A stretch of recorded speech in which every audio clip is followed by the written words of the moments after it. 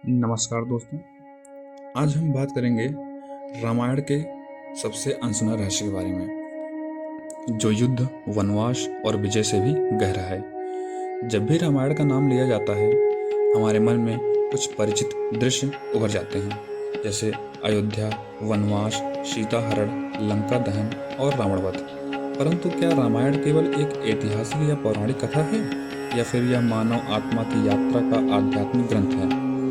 रामायण का सबसे अनसुना रहस्य यही है कि यह कथा बाहर के रावण से युद्ध नहीं, बल्कि भीतर के रावण को पहचानने और जीतने की है। रामायण एक बाहरी कथा है या आंतरिक साधना? तो बात करते हैं वाल्मीकि रामायण को। यदि केवल घटनाओं का क्रम मान लिया जाए तो हम उसके गूढ़ आध्यात्मिक संदेश को खो बैठते हैं।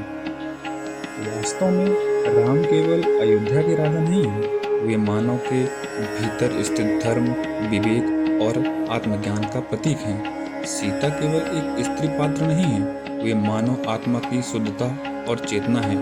रामायण केवल एक असुर राजा नहीं, वह अहंकार, कामना, क्रोध और मोह का मूर्त रूप है। लंका कोई द्वीप मात्र नहीं है, वह भौतिक आकर्षणों से भरा मन है। रामायण वास्तव में मनुष्य के भीतर चलने वाला युद्ध है। अनसुना रहस्य की बात करें तो रावण को मारना नहीं, समझना था। एक बहुत बड़ा प्रश्न उठता है, यदि राम सर्वशक्तिमान थे तो उन्होंने रावण को युद्ध से पहले ही क्यों नहीं समाप्त कर दिया? इसका साधारण नहीं, आध्यात्मिक उत्तर समझते हैं। रावण का वध केवल शारीरिक मृत्यु नहीं था, वह अहंकार के विसर्जन की प्रक्रिया थी। अहंकार को मारा नहीं जाता, उसे समझकर त्यागा जाता है। रावण विद्वान था, शिव भक्त था, वेदों का ज्ञाता था, फिर भी उसका पतन क्यों हुआ? क्योंकि ज्ञान बिना विनम्रता के अहंकार बन जाता है। यही रामायण का सबसे गहरा और अनसुना रहस्य है। सीता हरण आत्मा का पतन नहीं, परीक्षा था। अक्सर लोग पूछते हैं, भगवान राम की पत्नी का हरण कैसे हो गया? यही प्रश्न तब उठता है जब हम रामायण को केवल बाहरी दृष्टि से देखते हैं। आध्यात्मिक अर्थ में सीता आत्मा थी, मृग भ्रम था, स्वर्ग मृग माया था, रावण अहंकार था। जब आत्मा माया के पीछे दौड़ती है तो अहंकार उसे हर लेता है।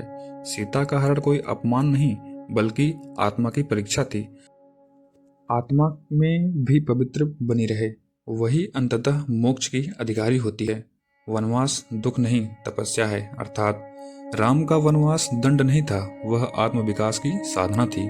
वन का अर्थ है एकांत, त्याग और आत्मचिंतन। जब तक मनुष्य राजमहल सुविधा में रहता है, तब तक उसे अपने भीतर झांकने का अवसर नहीं मिलता। श्री राम ने वन में धैर्य सीखा, करुणा सीखी, समानता सीखी और सबसे बढ़कर स्वयं को जाना। रामायण हमें यह सिखाती है कि जीवन का कठिन समय ही आत्मज्ञान का द्वार खोलता है। जब हनुमान जी की भक्ति ज्ञान बन जाती है।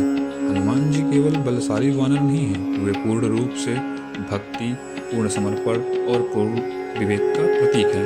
हनुमान जी को अपनी शक्ति तब तक याद नहीं थी जब तक कि जामवंत जी ने उन्हें अपना परिचय नहीं कराया। यह भी एक गहरा संकेत है, मनुष्य में असीम शक्ति है, पर उसे स्मरण कराने वाला गुरु होना चाहिए।